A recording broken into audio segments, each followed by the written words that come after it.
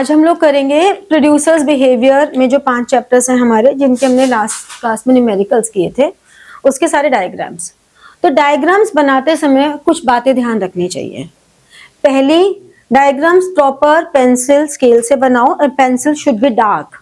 बहुत light pencil paper में ही जलप हो जाती है और नजर ही नहीं आता कि डायग्राम बना हुआ है। ठीक है। दूसरी बात, प्रॉपर लेबलिंग करनी बहुत जरूरी है। एक्स एक्सिस, वाई एक्सिस, हर डायग्राम का हर पॉइंट वो डिफाइन करना बहुत जरूरी है। तो प्रॉपर लेबलिंग अगर नहीं की तो उस डायग्राम की कोई वैल्यू नहीं है।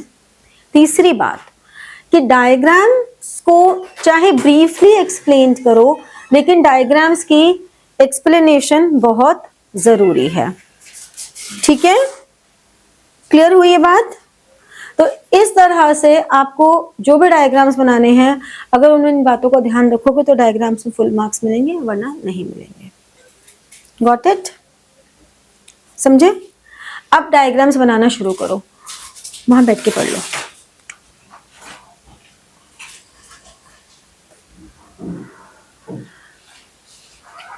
अब सबसे पहले है टीवीसी, टीएफसी एंड टीसी।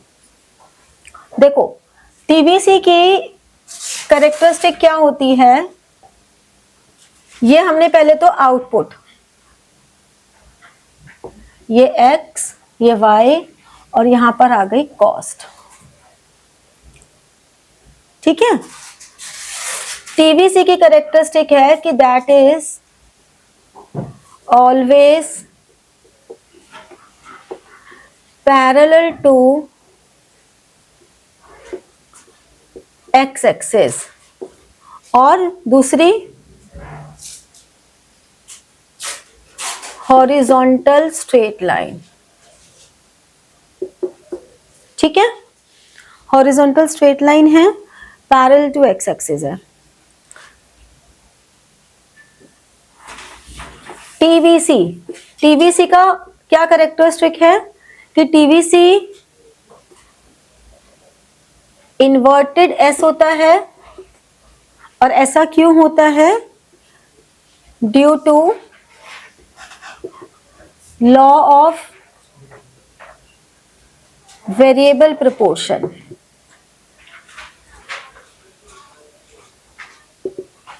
ठीक है।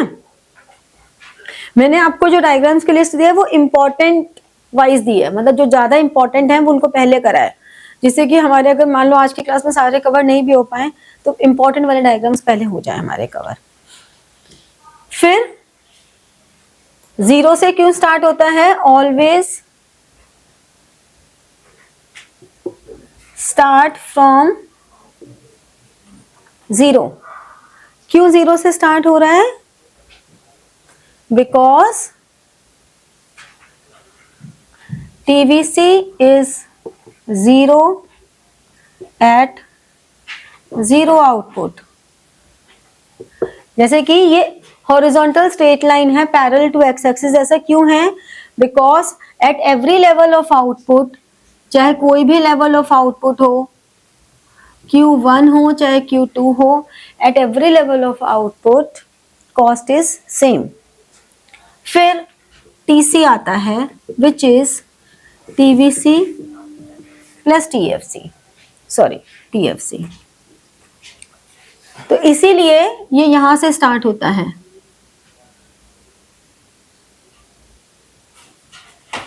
TC, तो TC क्या हुआ? Always start above the origin.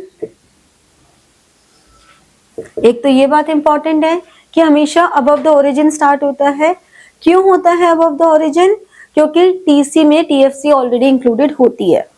दूसरा, TC and TVC are always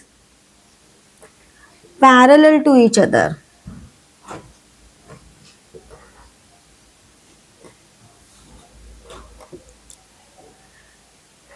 parallel to each other का मतलब क्या हुआ कि ये जो होते हैं ये हमेशा पैरेलल टू ईच अदर होते हैं। क्यों होते हैं? Because of total fixed cost. Because total cost और टोटल वेरिएबल कॉस्ट का जो डिफरेंस है वो टोटल फिक्स्ड कॉस्ट होता है। समझ में आए? ये डायग्राम बिल्कुल क्लियर हुए?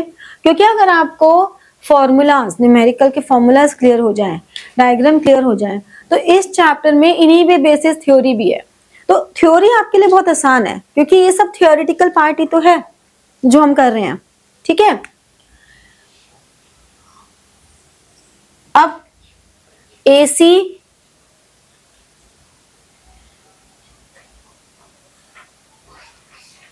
X Y,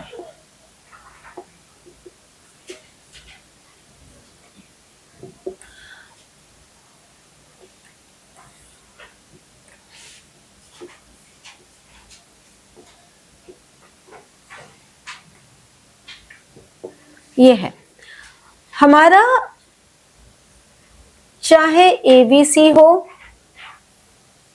और चाहे AC हो, दोनों कर्व की शेप सेम होती है। तो AVC and AC both are U shaped, और ये यू शेप्ड भी क्यों है? Due to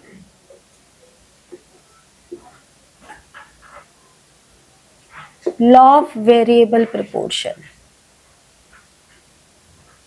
law of variable proportion की वजह से ये यू शेप्ड है।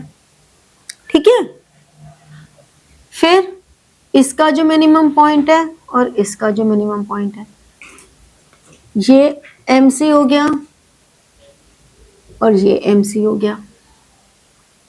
MC भी यानी कि मार्जिनल कॉस्ट कर्व भी यू शेप्ड है। क्यों है? लॉ ऑफ वेरिएबल प्रोपोर्शन की वजह से।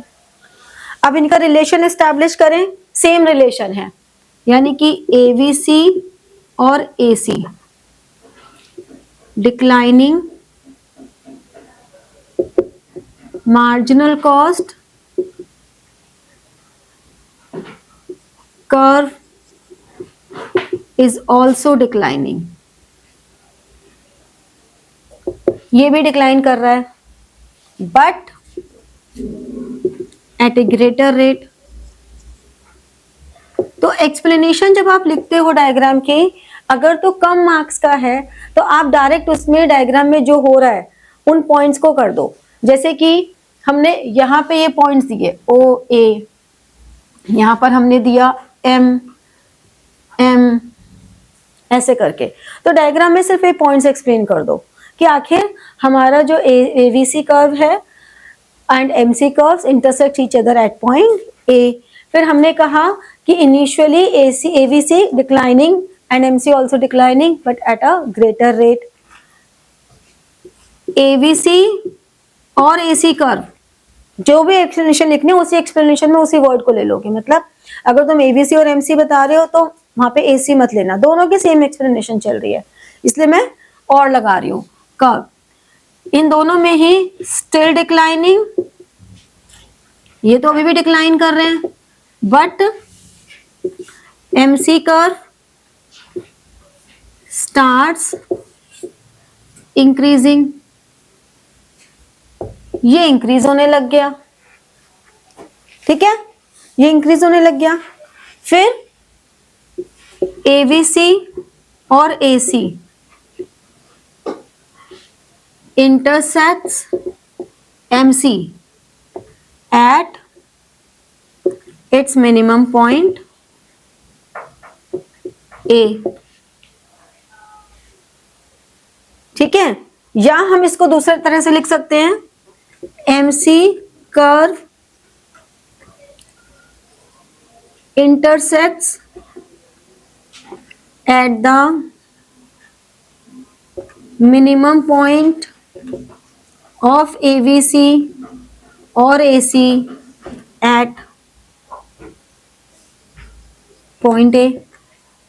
more clarified।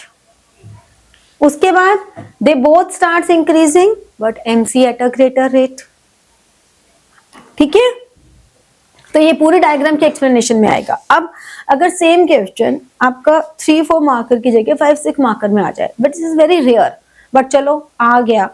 तो अब हम कहाँ से, भाई कुछ चीजें ऐसी होती हैं जिनमें एक्सप्लेनेशन में कोई चेंज कर नहीं सकते, तो क्या करेंगे हम, ऐसे में आपको डेफिनेशंस को यूज करना है, क्योंकि वर्ड लिमिट को तो फुलफिल करना ही करना होता है।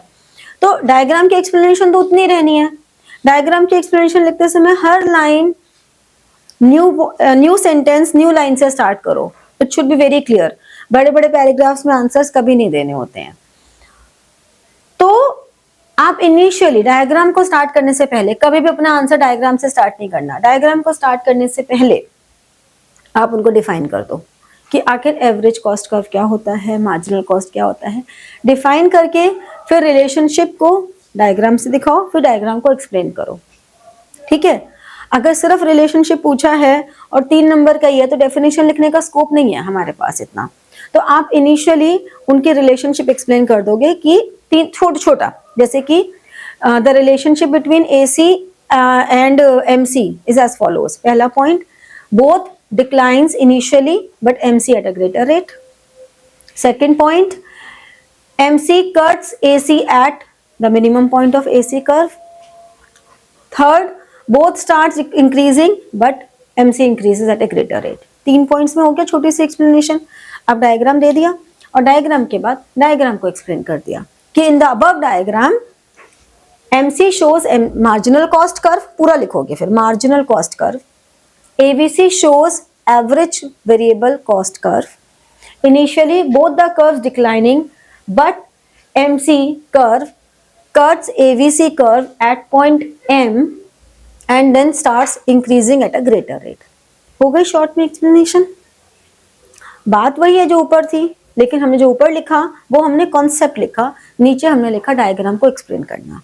अभी पीछे जो भी आप लोगों के टेस्ट में उनमें ये मेजर मिस्टेक जो सभी बच्चे कर रहे हैं, तो आपको ऐसा नहीं करना है। ठीक है, समझ में आई ये बातें, क्लियर हुआ? इस तरह से ये हम कर देते हैं। फाइन, चलो तो हमारे पास ये 3 तो हो गए, ये नोट डाउन कर लो, फिर देखते हैं। नेक्स्ट हमारे पास आता है AFC।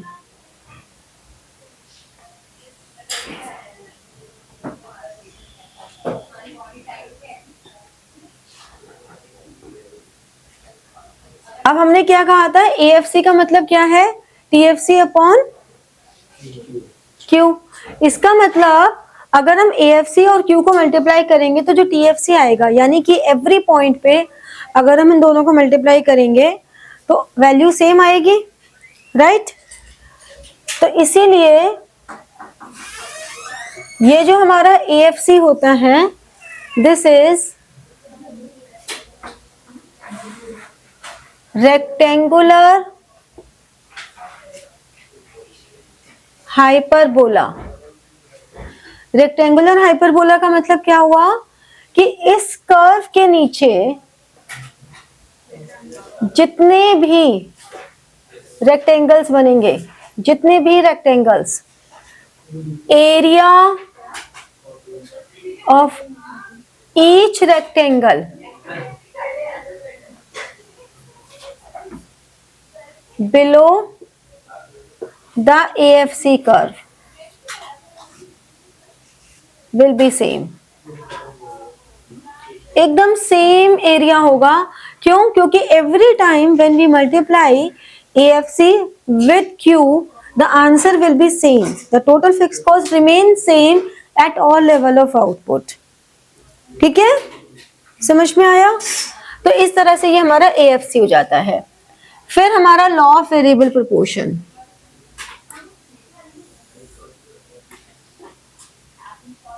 ये हमारा आउटपुट और यहां पे हमारा आता है input. Law of variable proportion क्या कहता है कि इनिशियली तो हमारा जैसे जैसे हम इनपुट बढ़ाएंगे हमारा आउटपुट बढ़ेगा, but at a varied proportion. As units of variable input increases, output increases but in a variable proportion। यही कहता है ना।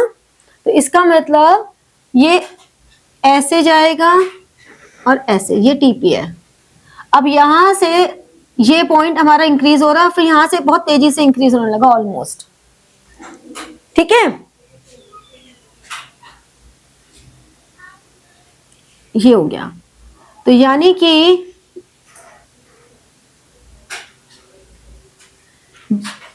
ये जो पॉइंट है यहां पर MP, ये जो A पॉइंट है Q1 Q2, एट पॉइंट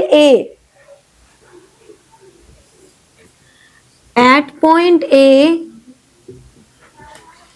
हमारी जहां से MP मैक्सिमम पर होगा।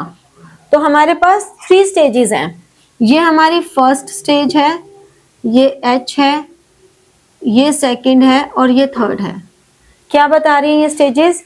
पहले तो TP increases at increasing rate, इसीलिए MP इंक्रीज हो रहा है, ठीक है ना। फिर TP increases at decreasing rate, this is the reason कि MP डिक्रीज हो रहा है। और फिर TP रीचेस एट मैक्सिमम जहां पर MP इज 0, और फिर TP starts